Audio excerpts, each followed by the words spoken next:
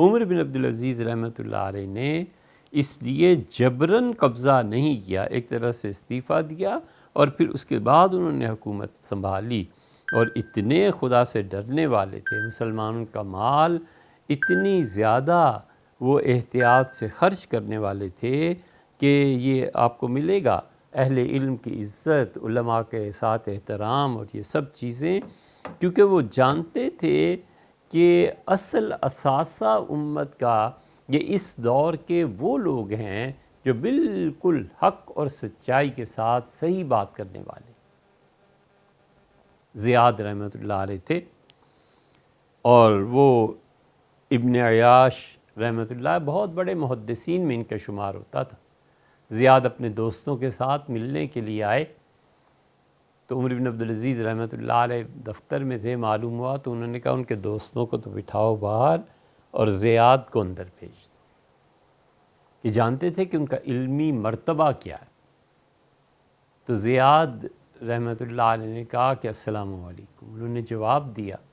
پھر تھوڑی دیر کے بعد زیاد کو یاد آیا کہ مجھے کہنا چاہیے تھا السلام علیکم یا امیر المومنین۔ پھر انہوں نے یہ الفاظ دہرائے تو عمر بن عبدالعزیز رحمۃ اللہ نے کہا کہ حضرت جو پہلے آپ نے سلام کیا تھا وہ بھی کافی تھا، میرے نام کے ساتھ امیر المومنین نہ آئے تو بھی ٹھیک ہے۔ اور پھر جو بیٹھے ہوئے تھے وہ اپنے تخت پہ، پھر یہ بیٹھے زیاد کرسی پہ، یہ اترے اور زیاد کے قدموں میں آ کے بیٹھ گئے۔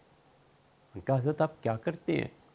ان کا نہیں، اللہ نے حدیث میں جو آپ کا رتبہ اور علم عنایت فرمایا ہے، مجھے یہ نہیں جچتا کہ میں آپ سے اوپر بیٹھوں،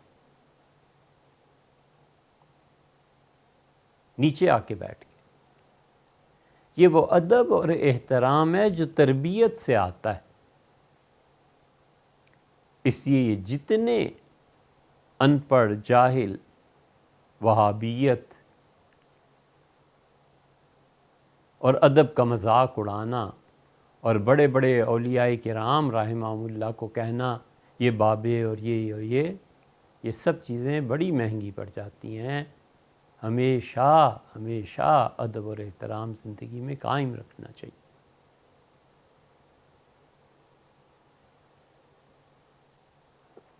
ابو الحسن خرقانی رحمۃ اللہ علیہ نے اپنی وصیت میں لکھا